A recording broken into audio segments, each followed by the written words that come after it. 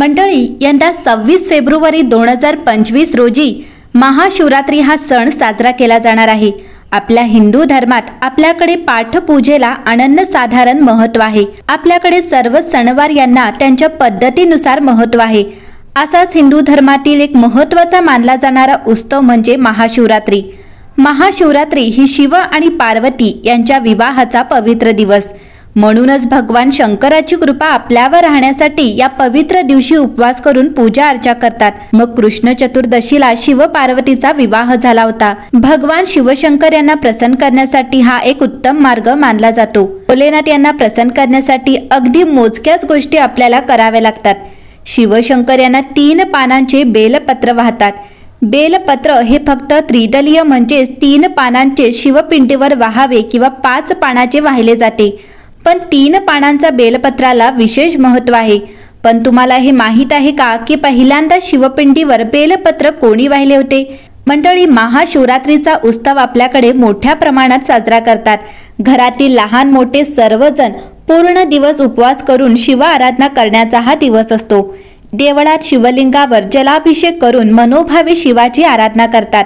पांढरी फुले, 3 पानांचे बेलपत्र, दूध, चंदन असे या दिवशी शिवलिंगावर आपण अर्पण करतो। जेव्हा समुद्र मंथन चालू होते त्यावेळेस हलाहल विष सुद्धा बाहेर पडले। पण ते विष कोण घेणार याबद्दल प्रश्नचिन्ह होते। देव दानव हे कोणीच ते घ्यायला तयार नव्हते। मग सर्वांनी शिव आराधना करून भगवान शंकरांनी ते विष प्राशन केले। पण त्यामुळे त्यांना प्रचंड वेदना होत होत्या। इतक्या त्या तीव्र होत्या की त्यामुळे त्यांचा गळा सुद्धा निळा झाला। म्हणून आपण त्यांना नीळकंठ असे म्हणतो। पण त्या विषाच्या तीव्रतेमुळे त्यांच्या मेंदूची उष्णता प्रचंड वाढत होती। त्यांनी शांत व्हावे म्हणून अनेक पवित्र नद्यांचे पाणी त्यांच्यावर अर्पण केले जात होते, तरीही त्यांची उष्णता कमी होत नव्हती। त्यानंतर 3 पानांचे बेलपत्र महादेवांना अर्पण करण्यात आले। बेलाची पाने थंड असतात, आपल्या शरीरातील पाण्याची पातळी योग्य राखण्यास मदत करतात। म्हणून शिवपूजनाला बेलाच्या पानाचा वापर करतात। तेव्हापासून भगवान शंकर यांना जल आणि बेलपत्र अत्यंत प्रिय आहे। तेव्हापासूनच ही परंपरा सुरू झाल्याचे बोलले जाते। आणखी एका आख्यायिका सांगितली जाते की माता पार्वती या भोलेनाथांना प्रसन्न करू शकल्या नाहीत। तेव्हा एका बेलपत्रावर त्यांनी रामाचे नाव लिहून भगवान शंकरांना अर्पण केले। त्यानंतर त्यांच्यावर भोलेनाथ प्रसन्न झाल्यावर त्यांनी पार्वती मातेशी विवाह केला। म्हणूनच बेलपत्राशिवाय भगवान शंकराची उपासना पूर्णच होत नाही। पौराणिक काळात माता पार्वतीच्या कपाळावर घाम येत होता। त्या घामाचे काही थेंब हे मंडन पर्वतावर पडले।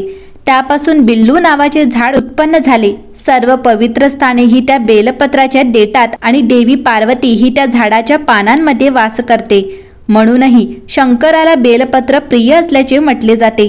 पण बेलपत्र हे कायम 3 पानांचेच वाहिले जाते। मंडळी, बेलपत्र वाहण्याआधी काही गोष्टींची विशेष काळजी घ्या।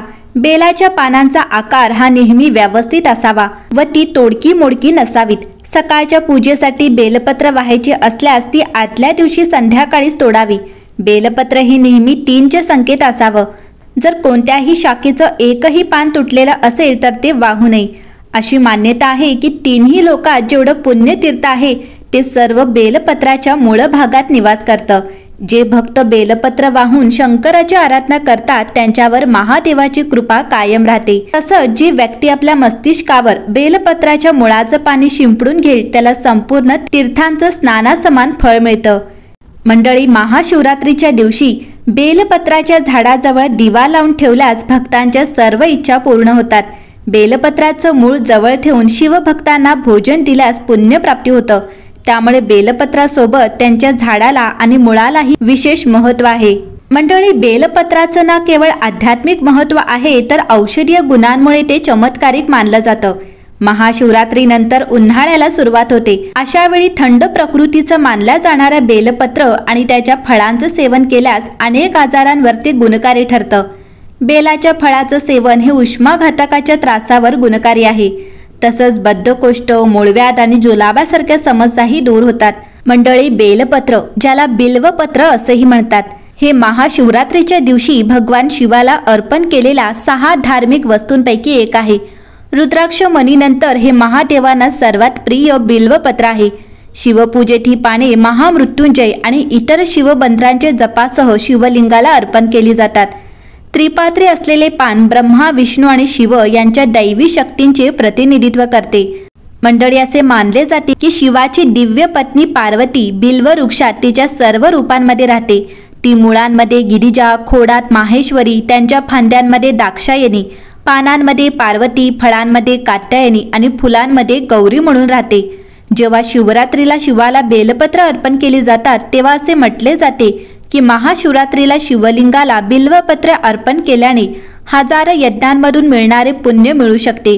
100 कमळाची फुले आणि 1000 नीलकमल ही एक बेलपत्राच्या बरोबरीचे असतात। अशा प्रकारे बेलपत्र हा भगवान शिवाला प्रसन्न करण्याचा सर्वात सोपा मार्ग आहे। महाशिवरात्रीला शिवलिंगाला बिल्वपत्र अर्पण केल्याने सर्वात भयानक कर्माच्या प्रतिक्रिया देखील नष्ट होतात।